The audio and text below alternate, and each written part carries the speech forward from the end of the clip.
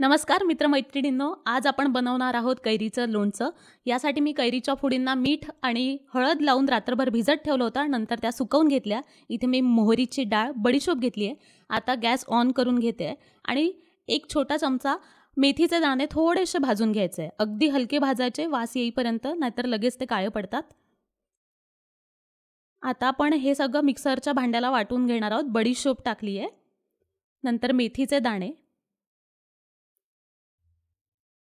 नंतर 3 ते 4 लवंगा मी इथे घेतले आहेत आणि थोडं जिरं हे हलकंसं परतून घ्यायचं आहे आणि तेही मिक्सरच्या भांड्यात ॲड करून हे जाडसर भरडून घ्यायचं आहे।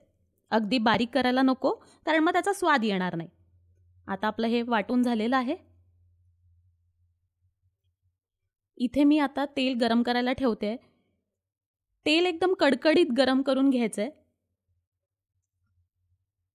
असं तुम्ही हात ठेवून बघू शकता की गरम झालंय का, आणि मग नंतर थंड झाल्यानंतर आपल्याला सगळं मिश्रण ॲड करायचं आहे।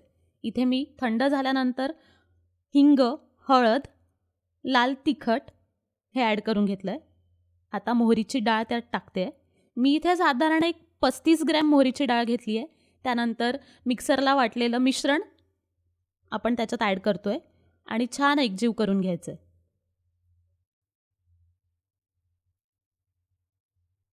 बघताय तुम्ही किती सुंदर कलर आलाय। मी इथे थोडंसंच मीठ घेतलंय, कारण ऑलरेडी मी कैरीच्या फोडींना मीठ आणि हळद लावून घेतली आहे।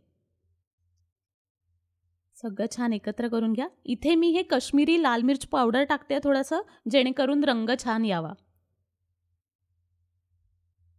छान एकत्र करून घेऊया। आता आपण हे कैरीच्या फोडींवर टाकून घेऊया। थोडं थोडं करत छान मिक्स करून घेऊया। लक्षात ठेवा की हे तेल थंडच असायला पाहिजे। हे लोणचं वरण भाताबरोबर खूप छान लागतं आणि अतिशय टेस्टी येते जेवणाला। इथे मी 1 चमचा गूळ पावडर घेतली आहे, जेणेकरून कैरीचा आंबटपणा थोडा कमी व्हावा। छान एकत्र करून घेऊया।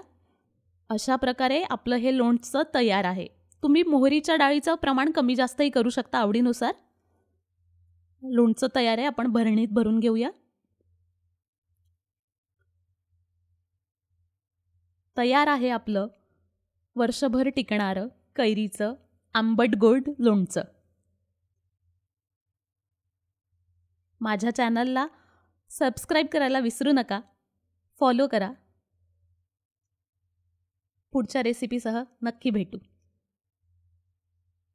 Thank you.